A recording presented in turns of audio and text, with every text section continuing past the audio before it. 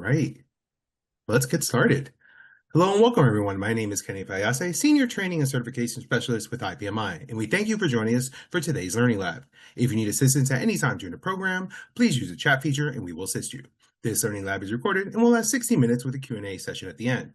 If you have any questions for today's speakers, please feel free to queue up a question at any time by typing the Q&A tab, navigate to the Zoom menu, click on the Q&A icon, the window will open. Please type your question and click send. We will get to as many questions as time allows. As a reminder, this is being recorded and will be available on IPMI's YouTube channel in a few days. And before we get started, please take this time to answer a few poll questions. I'm launching those poll questions now. Thank you for answering those poll questions. It's now my pleasure to introduce Tim Taylor to get us started. Tim, the audience is all yours. Thank you very much, Kenny. My name is Tim Taylor, Director of Marketing at gtechna, and I am the moderator for today's session. So before we begin, just a couple housekeeping items. As usual, you'll be on mute during the Learning Lab, but please send your questions through our questions pane. And please specify, if you can, the slide and the person to which you want to direct the question. We'll have a Q&A period at the end with our team, including gtechna's Senior Sales Engineer, Jason Casimir, on hand, ready to support any technical questions. And we'll address as many questions, of course, during the Learning Lab, and those we can't get to, we will get to in follow-up emails. James Oliveri has been the Senior Enforcement Solutions Advisor at gtechna since 2014, following nearly 20 years in the Canadian Armed Forces, where he retired as Sergeant in 2007.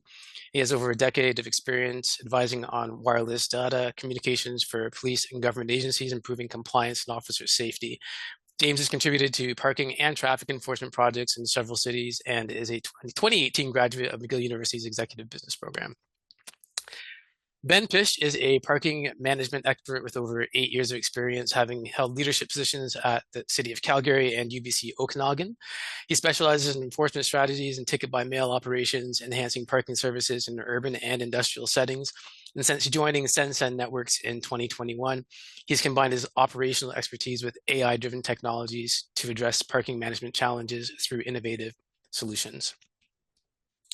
And finally, meet our esteemed guest speaker, Harvey Figueroa, Parking Services Manager for the City of Hallandale Beach. With over 40 years in the parking and transportation space, he has driven the city's transition to smarter enforcement, focusing on innovation and community impact. Recently, he implemented LPR and ticket-by-mail systems to modernize curbside operations, and his diverse leadership experience provides a unique perspective on enhancing compliance and fostering public trust through innovation and policy alignment. So let's get started. Over to you, Harvey.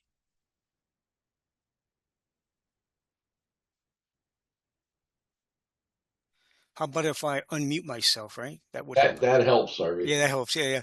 So thank you, Tim. And thank you for those that have joined us this afternoon to talk about what's new in the industry. As someone who's been doing this for 40 years, starting in New York City, moving to South Florida to start 3 companies, the last one being mine, having joined the City of Deerfield Beach back in 2019 and the City of Hallandale Beach in May, I have seen the evolution of parking from working out of your pocket to where we are today. So remember these 3 dates. There's going to be a quiz at the end. August 2021, January 2022, and May 2022. So August 2021, the City of Hallandale Beach basically expanded their parking areas from 2 properties, of which we'll discuss in a few minutes, to the city in its entirety. The city is not a huge city. It's 4.5 square miles, east to west. We're sandwiched between the city of Aventura and the city of Hollywood. And one of the things that I noticed immediately was that there had to be a change to what we were doing. In January 2022, the city basically hired or tapped the police department to do the enforcement throughout the entire city. In May of 2022, I joined the City of Hallandale Beach after 3 years with the City of Deerfield Beach to basically lead that expansion. And one of the things that I knew I had to do right out of the bat was to change the way the enforcement was being done and applied and adjudicated. So the city, and this was being done in phases. This was, again, it was a small city. So As someone who's been at this for 40 years, I had huge plans for the city. And to the city's credit, I basically put on my blue suede shoes, went in front of the city commission, and basically told them that this is what I see, what I envision for the city of Hallandale Beach. And this was done in phases.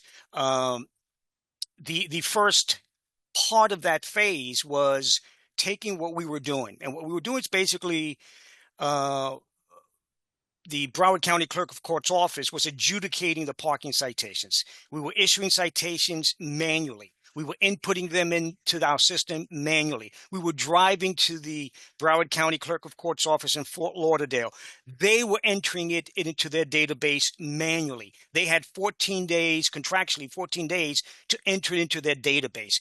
There were no mechanisms to enforce parking citations. There was one late fee. So the late fee of $12, if you paid it on day 10 or day 110, it didn't matter. It was still the same late fee. There was no mechanism to enforce, to compel folks to pay. And recognizing this, I knew that things had to change. And what I also noticed was that the clerk of court's office was charging the city $2.50 for every citation they processed. They were charging the city $5 for every citation that was collected. So when I say charging the city, it's exactly as it sounds, charging the city. They weren't adding this to the citation amount. They were actually taking it off the city's remittance. And so to the tune of about $100,000 a year, I said, you know what? I can do a lot with $100,000 a year. Having just left the city of Deerfield Beach, having just left utilizing gtechna's software in the city of Deerfield Beach, I knew where to go. And where I went to was reach out to gtechna as part of that phase one process, which is getting away from manual citations, taking it in-house, everything from A to Z. We introduced booting, we introduced towing, we introduced, believe it or not, registration hodes, which was not being done by the clerk of court's office.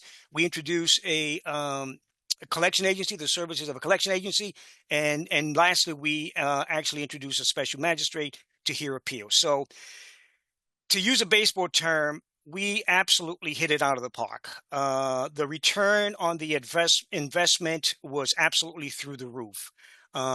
We enjoyed great success, and with great success, it breeds, it leads to confidence, and with confidence, you go on to continue to ask yourself, what can I do? Despite the great success, there was still a void, and the void is where phase two came in. And the void was at two of our highest earning properties, the South City Beach parking lot and the North City Beach parking garage, two properties that basically cater to the beach. And so spending a lot of time there, I recognized that there was a lot of in and out traffic, and my staff would come and they'll issue a few tickets and they'll leave and they'll come back 3-4 hours later and issue a few more tickets. And before you know it, we were averaging 15 tickets per day for two properties, two of the highest revenue generators for us. And so naturally, I reached out to a handful of companies. gtechna was not the first company that I reached out to. So I reached out to a handful of companies and basically asked, do you have anything? I call it remote enforcement. Do you have anything that I can basically enforce every second of every day? And there are companies out there. But what they didn't have was that contract with a municipality. And if anybody who's with us today are from the municipal, the government side, you know that cities are going to ask one question: what are other cities doing? No one wants to be the guinea pig. No one wants to go out on a limb. No one wants to try out anything. They want to know that another city has done it. It has been successful. Let's move ahead. So I reached out to James knowing that these other companies couldn't really provide what I needed.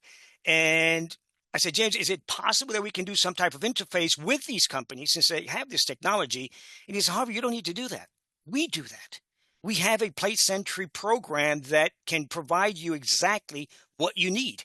And so it is that same plate century program that gave me eyes on the property every second of every day. And it absolutely, and again, to use a baseball term, it has been an absolutely grand slam, to the tune that it represents 37 of the citations that we issue.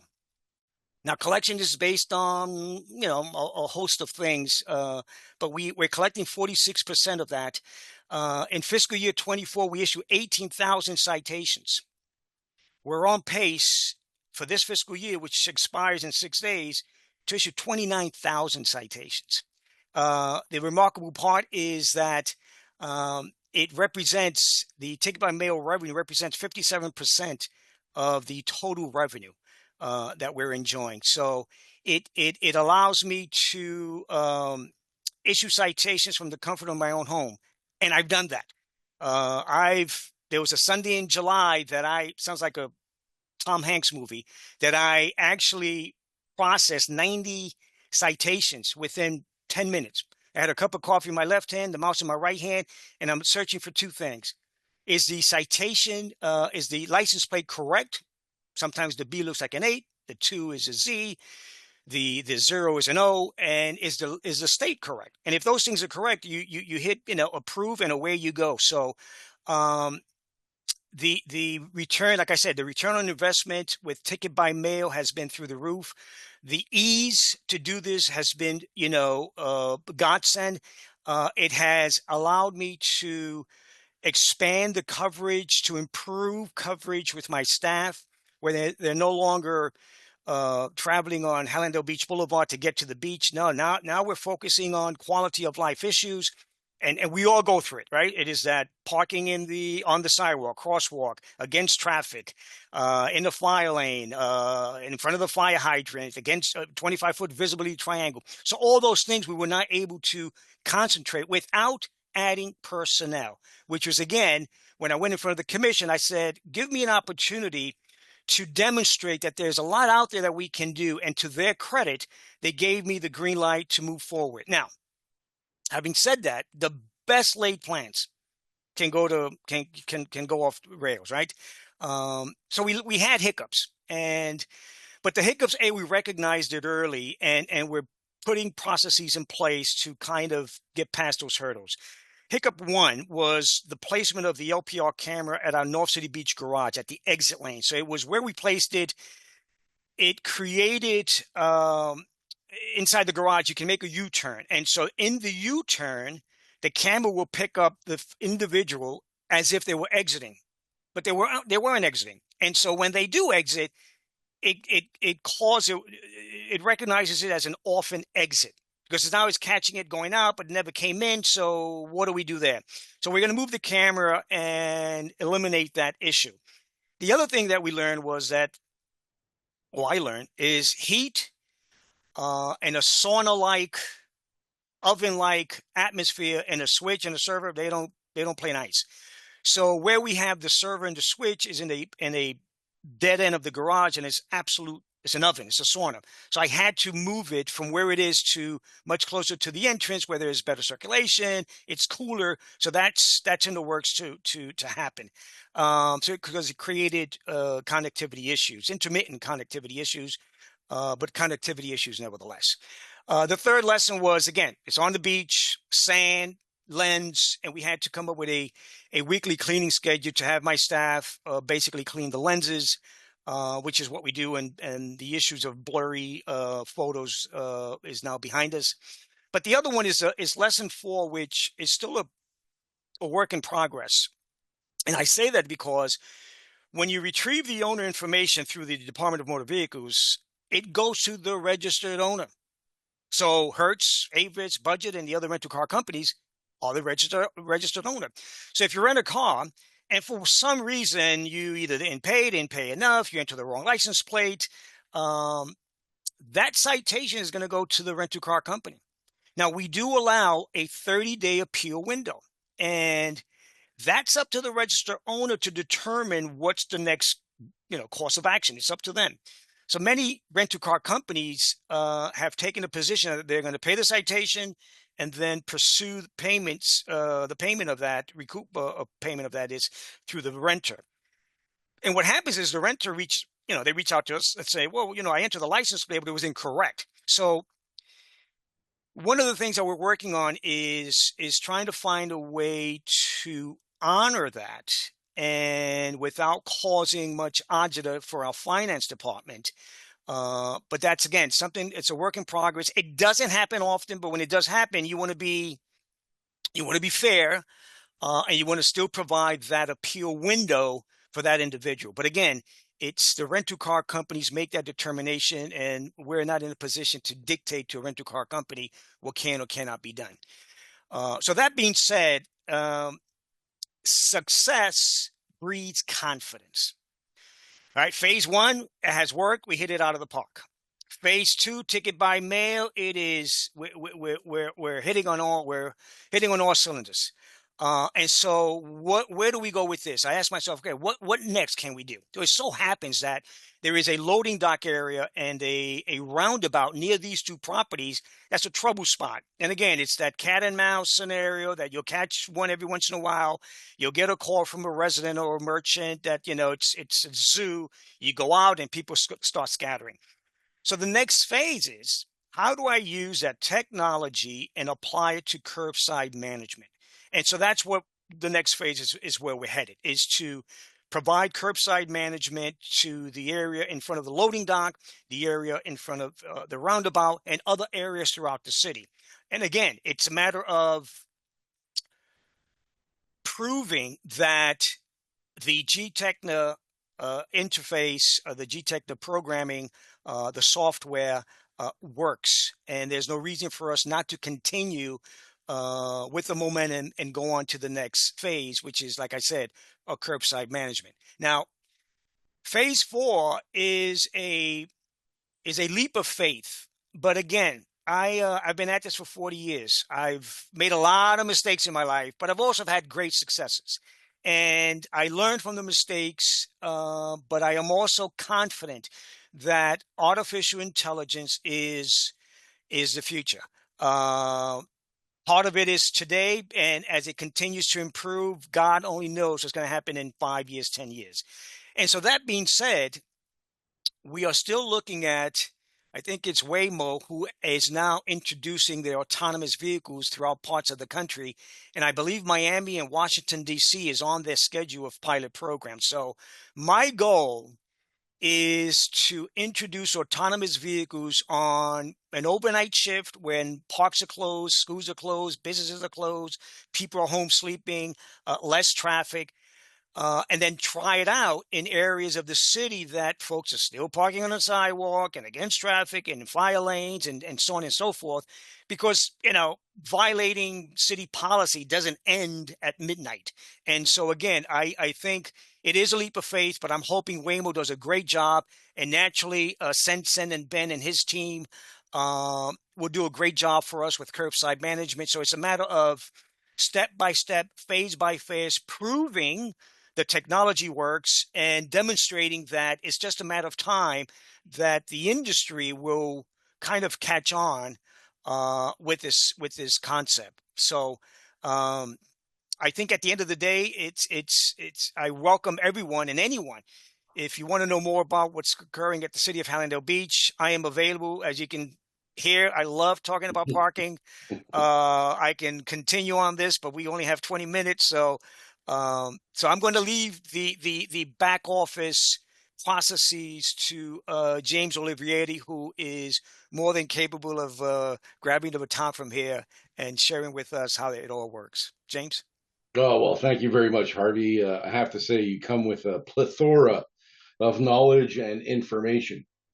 Listen, your experience, your vision has truly made a successful program in Hallandale Beach. And hopefully, the information today will help everybody in the audience think about how they can also apply this type of technology and approach to improving their programs as well.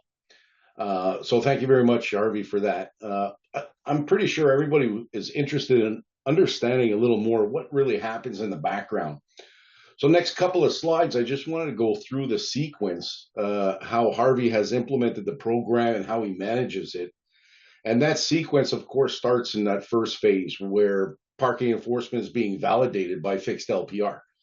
So working with Harvey, we implemented fixed LPR at entrance and exits of two main locations. They are overlaid with pay by phone and park mobile.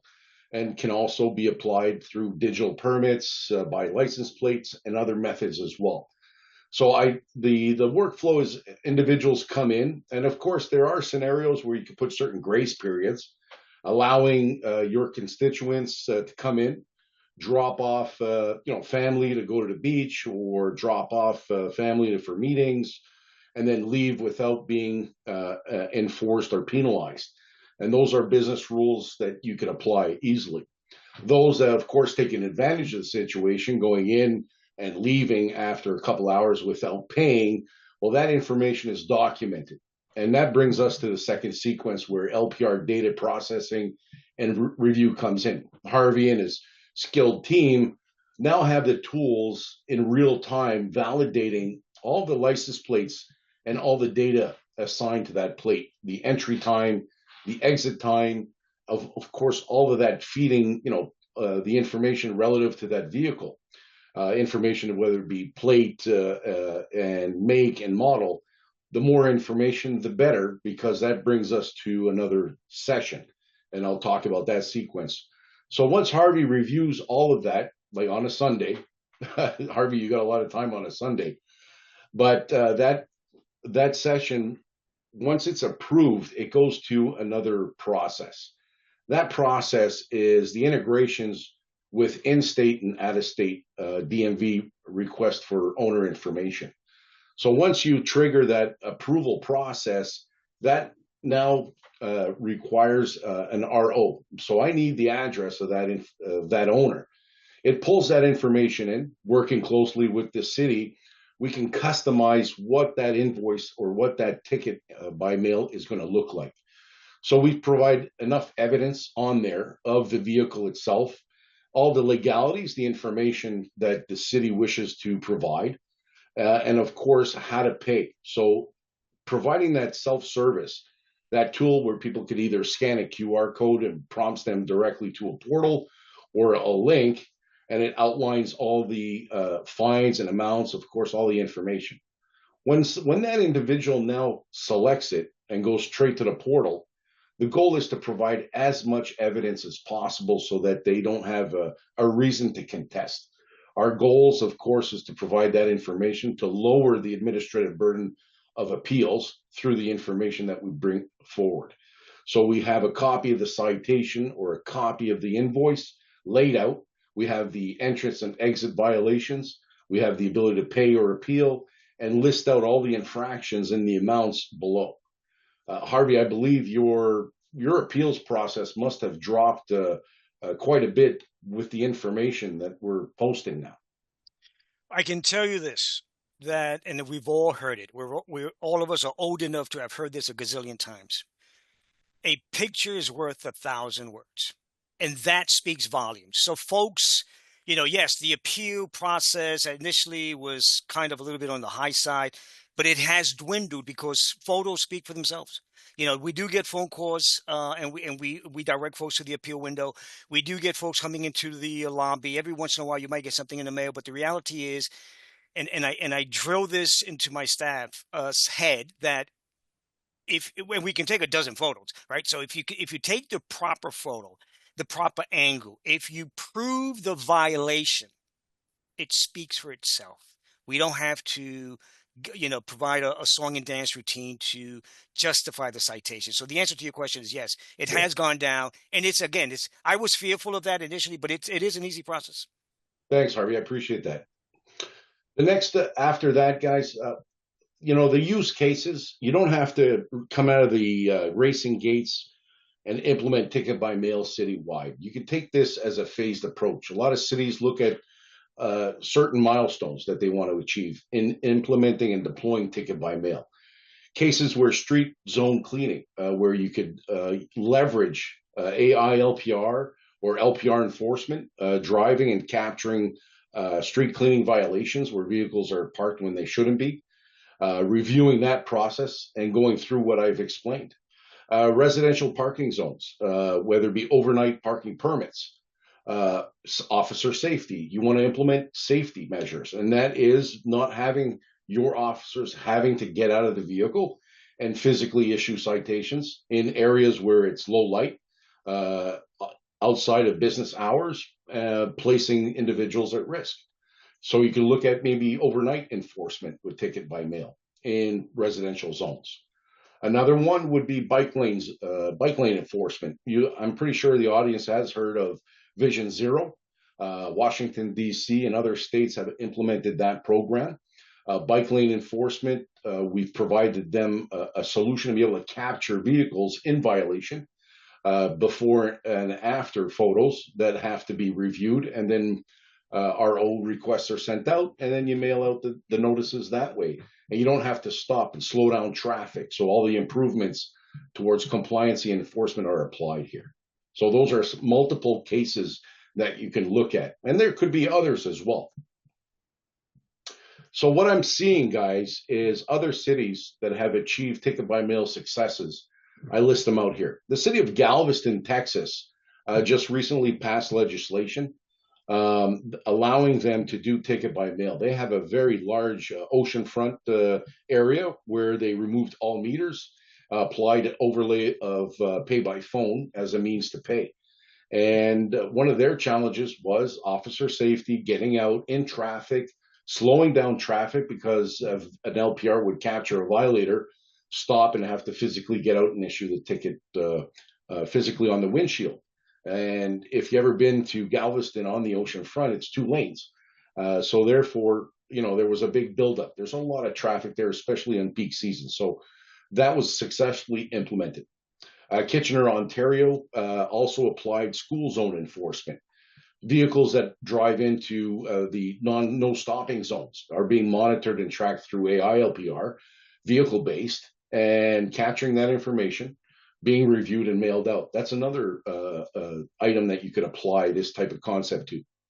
And of course, the City of Pittsburgh Parking Authority have implemented ticket by mail, street sweeping. They also passed legislation.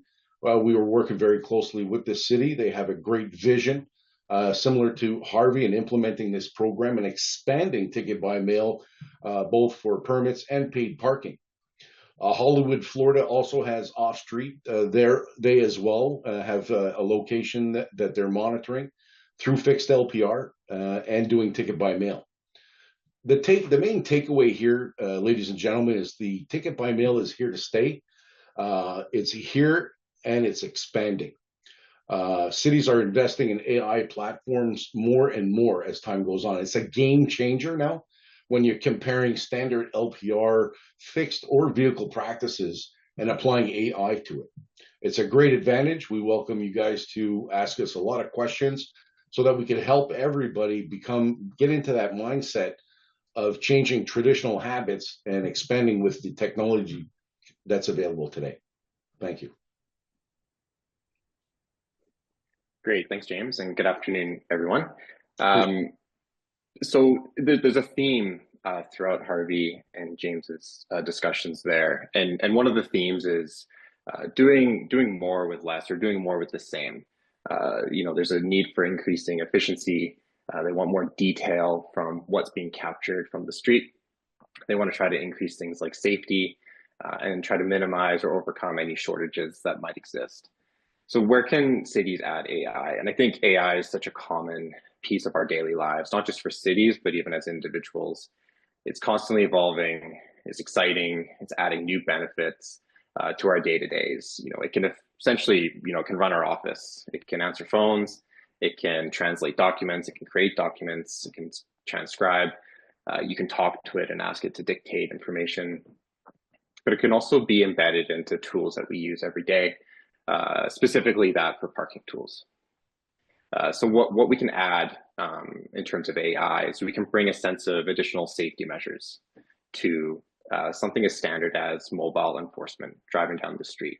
We can add AI to help us with activating, deactivating cameras. I don't have to worry about touching the screen now. I can just drive and tell it what to do. It can assist me with routing. It can see where I've gone, where levels of high and low compliance are, and it can dictate where I went that day, so I can help better prepare for the next day. It can also add levels of privacy. So especially when it comes to ticket by mail, we definitely want as much detail in the image as we can possibly get. We want the biggest image showing the most detail possible. chances are you're going to collect people in those shots or other license plates or other features that maybe you can't put on the ticket. So having a system that can detect those privacy related items and blur them out automatically. These sorts of things are just some basic AI tools that can be implemented and can really support in the parking operations. Next slide. More so, really focusing on the ticket by mail is we're wanting to add evidence, context. So this is really big for the ticket by mail process where I may have driven by this vehicle today, but I may not issue the ticket until tomorrow or the next day. And then it may not come through some sort of court process, maybe 6 or 8 months from that date. So really you need to be able to paint that picture and go back to the images and know what happened at the time. So being able to provide, rear, side, and forward-facing shots really helps present that picture, whether I looked at it today or 6 months from now. So we call this kind of 180-degree capturing. Being able to rely on GPS alone has its challenges, as I'm sure we're all aware. Sometimes your phone doesn't know exactly where it is, maybe give or take, 50 to 100 meters. But using AI to further leverage the GPS for pinpoint accuracy, can we get it down to centimeter level? These are some tough asks that AI can definitely assist us with. It also helps us pick out certain images. So maybe I want the valve stem. Maybe I want to see a placard on the windshield. These are small details that AI can help us pull out from existing images. And then the images themselves. So maybe we don't just want one image. Maybe we want a series of images that shows us driving from the back to the side to the rear of the car. Maybe we want to see 18 to 20 images of the vehicle in question. AI gives us the ability to do that, not relying on point and click. AI can partner also with hardware. So there's just as quickly as AI, maybe AI is probably growing much quicker than hardware, but hardware is progressing very quickly. One of the main restrictions of having fixed cameras out on street was how does it get power and how does it connect to the internet? How do we actually get the data? Things like solar power, 4G connectivity, and micro cameras have come a long way where they can essentially fit into the palm of your hand. Just think of a cell phone, right? It's a computer, it's a camera, it's a GPS receiver in the palm of your hand. We can have that similar kind of layout, form factor, and place it essentially anywhere on the street. So I've heard this shortages with staffing, efficiency, wanting to get near 24/7 monitoring of your street or your pain areas. Having the tools, leveraging hardware and AI, we actually have that ability today where you can monitor these really hard to enforce areas near 24/7. You don't have to have a vehicle drive by it 7 times a day. You can't afford to pay someone to stand at that spot all day. Leveraging the software and the hardware is definitely something that our clients are asking for, and we're happy that we're able to provide that. Some use cases for this, I think everyone can probably think of a couple. I always look to things like loading zones. I look at congested areas, pick up drop-off zones, and I really do, we get a lot of requests for what can you do around our school zones, school zone safety. We can't enforce it every day. There's too many schools. How do we ensure that people are not stopping or loitering where they shouldn't be? This is one of the answers that a lot of our clients are leaning into. So to summarize there, AI is definitely a big part of our day-to-day lives. Now it's about embedding it into these tools that we probably have taken for granted, something as simple as LPR. There's definitely a next level of detail that we can add with using AI. Thank you.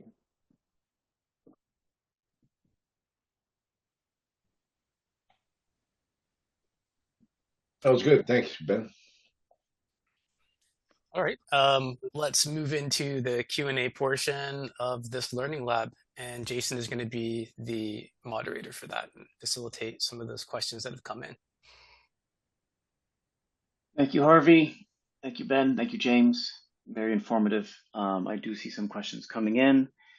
So anybody who wants to ask specific questions, please go ahead and input that into the Q&A and we will address this live with our speakers. So let's get started. I'm just reading them in the order, and if my eyes go to one side or the other, I'm not cross-eyed. I just have multiple screens and I'm trying to read the questions. This is a bit of a particular question. I don't think we're going to show anything, but someone wondered, do you have any examples of what the city messaging would be Harvey, and I guess kind of when you're sending out things by mail, notices, maybe just at a high level, what's the content? What are you typically trying to communicate with some of these, more advanced workflows? So the easy, quick response is do not reinvent the wheel. The legal response is within your code, and you're issuing citations because there's a code violation.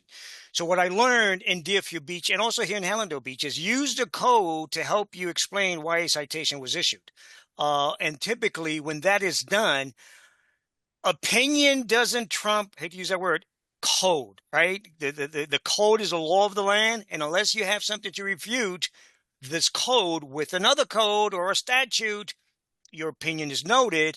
But the reality is uh, um, you've been issued a citation due to infraction of city code. I keep it as simple as that because if you don't, what I learned is it goes back and forth, and you end up with engaging what I call jailhouse lawyers, and I am not interested in dealing with individuals who want to cite the Gettysburg Address in Well response. said, Harvey. Well said. But if somebody's looking for examples, I'm sure Harvey and ourselves would be able to supply examples of letters that have been mailed, so give you guys an idea. But you're right, Harvey. Ideally, you want to stipulate, your code, your ordinances in there to create enough teeth in the program. Right. And the other thing is this, and I said this earlier, but I have zero. We're not sharing state secrets here. So it's a municipality, is the public sector, and you can submit a FOIA request or you can send me an email and I'll share with you what you need to know. So I have zero, won't hold anything back. I'm here to share and help you guys out because we're all going through the same thing. And it's a matter of us, there's strength in numbers. And if we can get folks to think along the same lines, and it helps every other city along, down the road. So I'm here to help as any way I can. Perfect. Thank you. Good answer. Another one for you, Harvey. I guess people want to know specific things. What is the turnaround time on getting registered owner information, to be used for the ticket that's being mailed out? And is it longer for out-of-state plates? Well, listen, that's a great question, Harvey. I believe you and I actually worked on that. Yeah. And mailing out notices versus physically issuing, the timeline's not the same, right? Right. So when you place a citation underneath the windshield wiper, right, it's in the person's hand, and that citation has an appeal window and late fees triggers that is not the same as a ticket by mail. So it's 10 days for the citation that's placed underneath the windshield wiper, and the late fees kick in on day 11 and 31. We tried that with ticket by mail. Didn't work. We then went to 14 days. Didn't work. We're now at 30 days. It's working. So 30 days is plenty of time to get the ticket by mail and respond. You can appeal, or you can pay the citation. So typically what I notice, Jason, is that so the citation is issued or it's processed, and we approve it. And typically 2 days, no more than 3 days later, that letter goes out. So it's that 24 to 36 hours you reach out to DMV, get that information, and then it goes out. So one of the things that we used to do was issue the citations, print the ticket by mails Monday, Tuesday, Wednesday, Thursday. And so come Monday, we had Friday, Saturday, and Sunday that was just through the roof. So what I did was, again, a matter of cross-training staff, keeping in mind continuity of business, succession planning, cross-training. So I now have my parking enforcement staff participating in the back office processes. So again, it's just to there's selfish reasons, but the reality is there's a long-term succession planning thought process that goes through my head, because at the end of the day, I'm not going to be here forever. And I just want to make sure that I put the city of Hallandale Beach in a good spot moving forward. And it helps staff, right? Because at some point you want to move on from a parking enforcement specialist. So if I can help that individual kind of go on to the next level or look at it, the parking industry a little differently, then I'm here to help. So we've introduced that stuff. Thank you. Thank you. Hopefully that answered the question. Go ahead. Oh yeah, absolutely. Harvey will answer the question and give you more. So I hope More. everybody's listening because he's a wealth of knowledge. way beyond what he's even saying right now. This is just a subset of what Harvey does. Yes. I'm just trying to answer their question specifically. What happens if there's a delay or an issue with the payment platform? Can the ticket be canceled? Not 100% sure what you mean, depending when it gets canceled, what payment platform you're talking about specifically. So we'll jump to the next question. One just came in here. Does the ticket have to be issued by the same officer who verifies the license plate? And I'll ask that to Harvey specifically. I don't think that's a requirement, not in our software anyways, but in terms of the process that you use, does the ticket have to be issued by the same officer who verifies the license plate? Is the question then, because you need a parking enforcement certificate to issue a ticket, right? So all my staff and everybody has that. You know, I have 2 police clerks who have now have the parking enforcement certificate because I'm going to introduce them into other things in the back office. So the reality is that my entire staff can go into Plate Sentry, into the ticket investigator, and review citations, which is what they're doing now. So once they review it and they accept it, it goes back to the command center for us to pursue owner information. So, and then it's printed out by whoever's shift covers is coming across that. So no, it can be the entire staff, which it is for us. Perfect. And I suggest people do the same to have the ultimate flexibility. And another thing here, and there's very particular questions because people aren't used to doing this mailing process, Harvey. What is the proof that the ticket was delivered? What if the parker says, I never got the ticket? So what do you use when you're doing mailings? Like, what's your methodology in that way if people start using that type of reasoning? Okay, so one of the things that we don't do and we won't do is to send certified mail because we'll never stop. So what you do is you introduce language in the code that states something to the effect, mailing the ticket is, and I'm paraphrasing it, and I introduce this.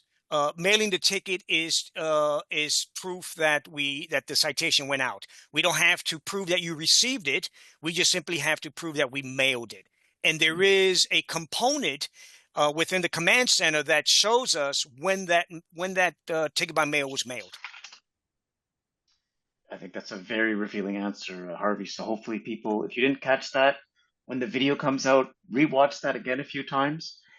This is how you pull off a program. Some could say, how did you get this program to be pulled off? He's giving us all the steps. Part of it is Harvey, and now he's giving you some of his secret sauce, which we don't normally give.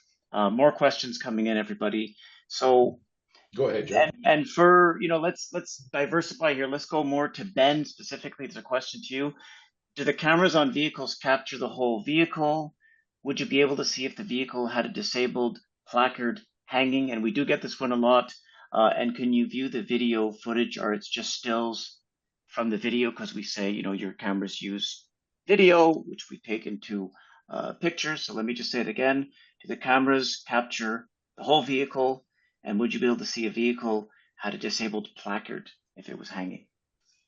Yeah, good question. Yeah, so the idea is that we want to capture the whole vehicle from the rear to the side to the front as we go by. So the 180 degree as I drive by, not just the vehicle, but also the surrounding evidence, the buildings, the trees, the cracks on the road, to really show where that was in a point of time, especially when it comes to overtime enforcement. Maybe not relying solely on a valve stem. Maybe you can rely on all of the features around the vehicle. It really paints a stronger picture than a valve stem, which can be hard to see the best of times. For placards, yes, definitely we can identify placards in the windshield or hanging from the rearview mirror. From experience, they're not always clear-cut hanging from the rearview mirror. Sometimes they're on the dash, sometimes they're under a stack of papers. So it can be hard to identify, yes, this is a ADA placard, but we can definitely identify the presence of a placard. Can we read the fine details on the placard itself? That becomes challenging when you think of windshield glare and how far we are away from the vehicle. But the presence of a placard, yes. With a visible eye, you can typically identify that what the placard is by its shape, color, and style. And that's something that we currently offer to a number of clients. Thanks, Ben. just want to add something to that. Obviously, like if you can digitize some of this data, so you don't need some of this, it's, not everybody can do that. Maybe there's certain states or certain areas that can actually do that. Otherwise, Ben's given a great response. I know some cities are pushing to have changes to digitize some of these things, to have more flexibility for the enforcement, because there are some challenges doing that. Now, I've got this question where there's a multi-tiered answer here because enforcement is more than just LPR. There could be handhelds involved here. But I'll ask the question to the panel and you can each respond. I'll answer first. So does enforcement allow for batch processing where officers can verify a batch of plates in a given zone and enforce? And the context is important here to me. Is it, you're talking about if there's permits, they've paid by a cell, there's paid by, paid by plate meters. The context matters here. And is it possible to verify and enforce one at a time? So from a handheld enforcement point of view, you could scan a license plate one at a time. It could do that type of validation. There's also a screen where you can select the zone. It'll show all of the valid parkings in that zone, and you can visually look at the plate, even though people tend to go with the LPR-driven workflow. Now, when you're talking about an LPR vehicle, it's essentially scanning a vehicle at a time, and generally it's checking some type of list in real time, or the pay-by-plate data, the parking rights data. So not sure exactly the nature of your question in terms of batch. Well, Jason, what I think, I don't, sorry to cut you off. I think the question could be more towards the reviewing process. You know what I mean? Where we have all that information coming in. So the violators, in Harvey's case, maybe you could help Harvey. You have 2 locations, right? And if I understand the question correctly, how do you review? Do you review everything in batch? Do you review everything in a specific location, and whether it be the garage or the open lot? How do you review? So I interpreted that. I saw the question in the chat. I interpreted it differently. I interpreted it that if you're using a handheld, do you need to go one by one? Or as Jason alluded to, can I go into the zone and see who's paid in the zone? So the answer to that specific component of it is yes, you can look at who's paid in the zone as a quote unquote batch. Ticket by mail, you see whatever's outstanding, the non-paids in its entirety. But you have to naturally review one by one because each one is in, there might be corrections that you have to, make. So I think that is how I interpret it. That answers the question, I think, fully. If they have more on that, write another question if you don't feel we answered, but I feel we answered it and even a little more. There's a few other ones. I don't know how we're running on time. I know Kenny will famously let me know by appearing, out of the darkness. And right now, so far, I still don't see him. So we're still doing okay. And, Harvey, I alluded to before how you're a key part of how change happens. What do you think were the deciding factors that led the city to use bleeding edge technology ultimately? 2 things. One is that there was a better use of funds.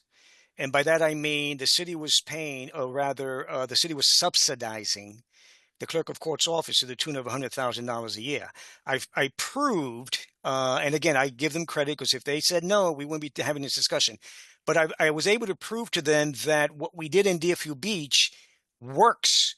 And it's a matter of just applying it to Hallandale Beach. And again, Hallandale Beach was kind of, it was a nascent program. It was new. And you had the police department involved in enforcement. Police department is law enforcement. So they needed someone that had a parking mindset to kind of guide them along the way. And fortunately for me, I was that guy. And again, I'm thankful for the hierarchy, for the city manager and the commission and so on and so forth to basically, when I went in front of them, it was a 40-slide PowerPoint presentation, and it was phase 1, and it was throwing everything, including the kitchen sink, and basically saying, guys, give me an opportunity and I'll demonstrate to you that there is a lot out there that we're missing. And one of the things was the South City Beach and North City Beach parking lot, and that we were not, we had no eyes for every second of every day. And I wanted that because I knew there was a lot being missed. And so, and again, the proof is in the pudding. And it was a matter of conveying to them. They entrusted me with my judgment, with my recommendations. And so I have an obligation to provide them with the needed response and results that everybody was looking for, searching for, and hoping for, and we accomplished that. So I'm thrilled to be a part of this journey. You did great, Harvey, and you continue to do good work. I take my hat off to you. Now, another thing is when you do work that's so good, some could say there's a problem with a negative perception on that kind of thing. How do you deal with the public perception? Some examples could be vandalism, stuff like that. Like how do you deal with something where it's a very successful program for your point of view, from a city's point of view, but from the citizens sometimes, initially at least, they may have some view of it which is more negative. How do you deal with that? How do you control that? And is there any vandalism? And how do you deal with all that stuff? Well, the second part of your question, there is no vandalism. We've been very fortunate. You know, the parking enforcement unit, of which I lead, is a unit within the Hallandale Beach Police Department. We carry a patch on the freaking sleeve. So, our vehicles read Hallandale Beach Police Department. So, we have, my guys have radios and they have badges. So it helps.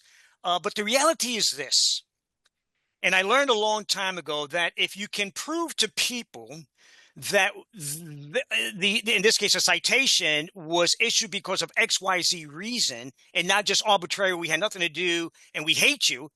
If you can prove to them that there is a violation of city code and law, they'll accept that. And again, in Deerfield Beach and here in Hallandale Beach as well. So one of the things I wanted to change was the name of our unit. I wanted to go from parking enforcement unit to parking compliance unit, because at the end of the day, that is what we're trying to accomplish. And let me just tell you that I introduced a mitigated fine zone because it allows folks to kind of learn that, we have cameras, we caught you, you got to pay for parking. But B, we recognize that this is a one-time mistake, but we're going to give you an opportunity to mitigate the fine amount of $64, and we'll reduce it to $8.27. I've had people wanting to kiss me and marry me, and because of that. And again, that's kind of where we want to get to is we don't want to slam you over the head with $64. No, we want you to understand that if you occupy city parking, you have to pay or just comply with the law of the land. And if you do that, you will never see us in your life. Thank you for giving me a parking citation. You made my day, said no one ever. Well, obviously, hopefully you don't have a jealous person in your life if everyone wants to kiss you and marry you, unless you're more open that way. That's it. Yeah. I can understand that, Harvey. And very well said, Harvey. Harvey, I have one more question from, I believe it's Lisa from Pensacola. Can you share the codification for ticket by mail, the language that you guys were able to put together? Absolutely. Yeah, I'll send that to him. I believe you're part of a coalition, right? Right. So, yeah. So during my days in Deerfield Beach, and I did this because of selfish reasons, right? So I'm coming from the private sector. I just ran my own company, sold it. I basically semi-retired and was getting out of bed at 11 o'clock in the morning. So I ended up joining the City of Deerfield Beach and not really understanding the public sector. I kind of reached out to Jeff Lance, who's in Pompano Beach, not too far from me, and a handful of others, Carlos Bastos, who is now with the City of Lake Worth Beach. And I just started picking brains and sending out. And before you know it, we have 17 cities in this coalition. And it's awesome because it's you see emails going back and forth, people exchanging ideas, taking surveys, picking brains. What do you do here? Who's your vendor? And again, I did it for selfish reasons, but it's heartwarming. This is going to sound corny, but it's heartwarming to see the industry within this coalition basically rally around each other and pick each other's brains, because at the end of the day, we all go through the same thing. Whether it's the private sector or the public sector, we all listen. I this, but I love my parking industry. You can't do what I do. Yeah, you can't do this for 40 years if you don't love it. So I love just engaging other individuals and discussing the industry and what's out there and what can we do to improve, the who, what, when, where, whys, and hows of processes. Thanks, Harvey. Well, Lisa, if you're still out there, you're part of that coalition, so I'm pretty sure that Harvey will give you the information you need. Indeed. Yes. And we'll also have a recording of this, so if she missed that, she can rewatch this after and then trigger you, James, to contact Harvey. And Kenny, maybe for the first time, I'm going to trigger you a second. It looks like before you were about to come on, looks like we got through the questions today quite well with our panelists. And I'll pass it over to you. We don't have any questions left, and it looks like we've also run out of time. Yeah, no problem. And thank you. I believe, Tim, you wanted to talk to this slide before we close? Yeah, unfortunately, we have to close the learning lab. Couldn't you guys just listen to Harvey all day? I mean, really? And you're in luck because he is going to be in Miami. He's going to be an honored speaker, guest speaker at the Florida Parking and Transportation Association conference in Miami, Florida, 17th to the 20th. We'll be there too. So drop by and visit us. And we will be following up post webinar. We'll send you all the things. So we'll send you a recording of this webinar. We'll send you more information on Hallandale Beach. We'll send you some more information on ticket by mail.